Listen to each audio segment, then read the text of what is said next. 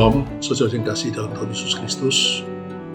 Alkitab mengajarkan bahwa kita diciptakan oleh Allah dan untuk Allah. Untuk apa Allah menciptakan kita? Untuk menjadi anak-anaknya yang serupa dan segambar dengan Yesus, anak tunggalnya.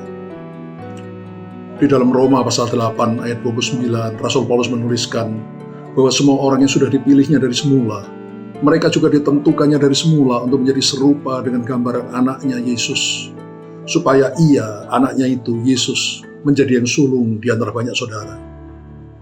Allah hanya punya satu anak tunggal yang dikasihinya, disayanginya, yaitu Yesus. Tapi dia ingin mempunyai banyak anak, tapi bukan sembarang anak yang serupa dengan Yesus. Untuk itulah dia menciptakan kita manusia. Saudara, sejak kita menerima Yesus sebagai Tuhan Juru Selamat di dalam hidup kita lahir baru. Maka dosa kita sudah diampuni dan kita sudah diangkat jadi anak-anak Allah.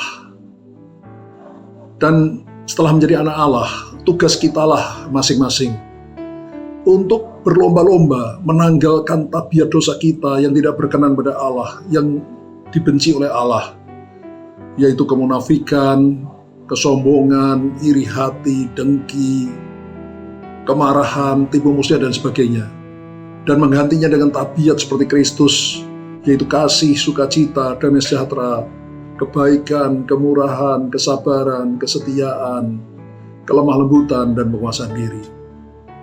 Tabiat Kristus itu bisa diringkas dengan satu kata, yaitu kasih.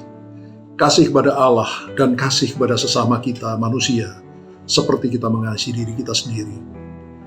Saudara, kalau kita terus melekat sama Tuhan seperti ranting melekat pada pokoknya, seperti yang sudah saya ajarkan berkali-kali, kita melakukan saat teduh tiap hari, berdoa, memuji, menyembah Tuhan, membaca firman-Nya, merenungkan, menyimpan dalam hati, lalu melakukan firman Tuhan dalam hidup kita sehari-hari, maka semakin lama tabiat seperti Kristus, karakter seperti Kristus akan terbentuk dalam diri kita.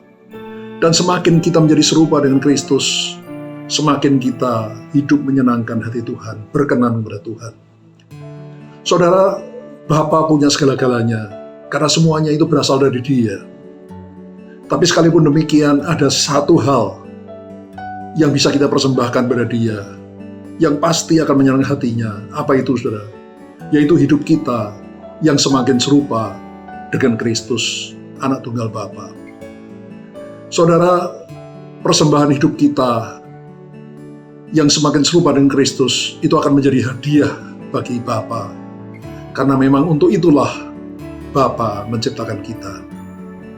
Mari sekali lagi saya mengajak kita semua di dalam hidup kita di bumi ini, kita berlomba-lomba untuk menjadi anak Allah yang punya karakter seperti Kristus, karena memang untuk itulah Allah menciptakan kita. Dan semakin serupa kita dengan Kristus, kita semakin menjadi hadiah yang menyenangkan hati Bapa. Tuhan Yesus memberkati kita semua. Haleluya. Amin.